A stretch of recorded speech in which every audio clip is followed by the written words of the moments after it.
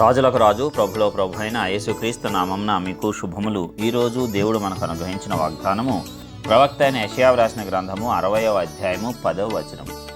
అన్యులు నీ ప్రాకారములు కట్టుదురు, వారి రాజులు నీకు ఉపచారము చేయుదురు.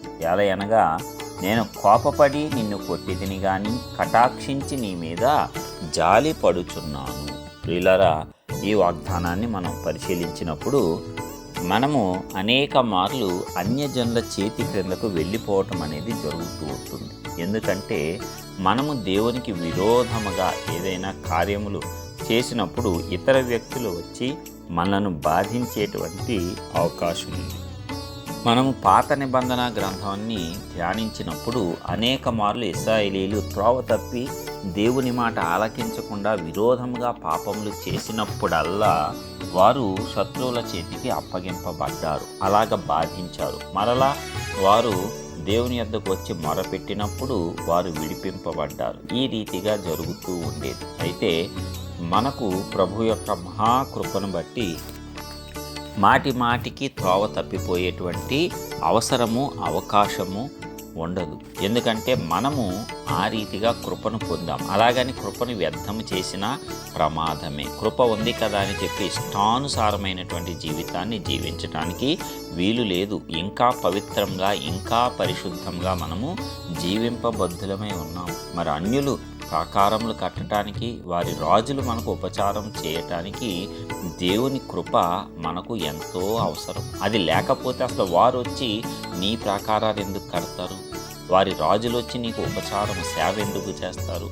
అలాగ చేసేలాగా చేయగలిగే సర్వశక్తిమంతుడు నీకు నాకు ఉన్నాడు. ఆయన శక్తిని సరైన రీతిలో మనం ఉపయోగించుకోవాలి. ఆయన మాటకు లోబడి, ఆ వాక్కుకు లోబడి మనము జీవించినప్పుడు ఆ శక్తి మన యందు పరిపూర్ణమవుతుంది. అప్పుడు ఈ వాగ్దానాలన్నీ నెరవేరుతాయి. ఎందుకంటే దేవుడు చెప్తున్నాడు, ఏలయనగా నేను కోపపడి నిన్ను కొట్టితిని గాని కటాక్షించి నీ మీద జాలి పడుచున్నాను. ఎందుకు కోపం వస్తుంది? కోపం తెప్పిస్తే కోపం వస్తుంది. ఎవరు తెప్పించారు? మనమే. మన మూర్ఖ ప్రవర్తన, మన అవిశ్వాసపు ప్రవర్తన, మన అవిధేయతతో దేవునికి కోపాన్ని తెప్పిస్తాం. దేవుడు అన్యాయస్తుడు కాదు. దేవుడు తప్పు చేయటం అసాధ్యం.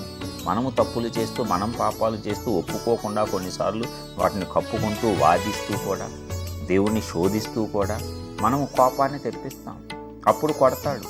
అయితే తండ్రి కుమారుణ్ణి కొట్టినట్లుగాని కుమారుడు బాగుపడవలనని శిక్షించు, కానీ వాడు చావవలనని కోరవద్దు. ఇది మన తండ్రి యొక్క మనస్సు. మనల్ని శిక్షించేది ఎందుకంట? శిక్షకు అనుమతించేది ఎందుకంట?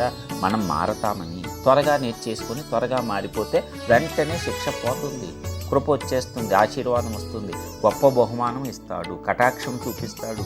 ఆయన మన మీద జాలి పడుతున్నాడు. అందుకే మరణానికైతే అప్పగించటం లేదు. ఏమి చేసినా నాకు మరణం రావట్లేదు అని చెప్పి ఇష్టానుసారం మూర్ఖ ప్రవర్తన మనము కొనసాగించకూడదు. ఇదే దేవుడు చెప్తున్నాడు. కాబట్టి ఎప్పుడైతే దేవునికి లోబడి ఆయన కోపాన్ని మనము మళ్ళిస్తామో, మన యొక్క సత్ప్రవర్తన ద్వారా ఆయన కటాక్షించి మన మీద జాలి చూపిస్తాడు. అప్పుడు అన్యులు వచ్చి నీ ప్రాకారంలో కడతారు, వారి రాజులు నీకు వచ్చి సేవ చేస్తారు. అన్యులలో ముఖ్యమైన వారు, రాజులు, పరిపాలించేవారు వచ్చి నీకు సేవ చేస్తారు. దేవుడు ఎలాగ చేయగలిగిన సర్వశక్తిమంతుడు. ఆ సర్వశక్తిమంతుని నీడనే ఆశ్రయిద్దాము. ఆయన శక్తినే మన జీవితంలో మనము కూడా ఉపయోగించుకొని ముందుకు సాగి ఈ వాగ్దానాన్ని ప్రతి ఒక్కరము స్వతంత్రించుకుందాం, ప్రార్థించుకుందాం. మహోన్నతుడ, సర్వశక్తిమంతుడైన ప్రియ పరలోకపు తండ్రి, మీ ఘనమైన శ్రేష్టమైన నామానికి వందనాలు చెల్లిస్తున్నాం. ఇప్పటివరకు అద్భుతమైన రీతిలో మీరు మమ్మల్ని కాచి కాపాడి రక్షించిన విధానం అంతటిని బట్టి వందనాలు. మరి ఒక నూతన దినము, నూతన వాగ్దానంతో మమ్మల్ని బలపరిచిన విధానం కూడా మీకే వందనాలు చెల్లిస్తున్నాం. ఈ రోజంతట్లో కాపాడి రక్షించండి ఆయన.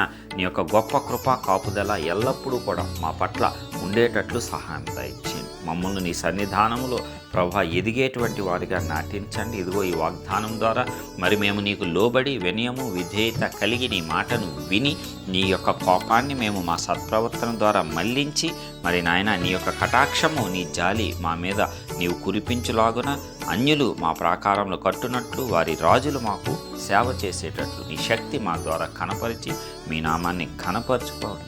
మహిమ ఘనత ప్రభావములు సదాకాలం మీకే ఆరోపిస్తూ యేసు పరిశుద్ధ నామమున ప్రార్థించి పొందుచున్నాం పరలోకపు తండ్రి. ఆమేన్.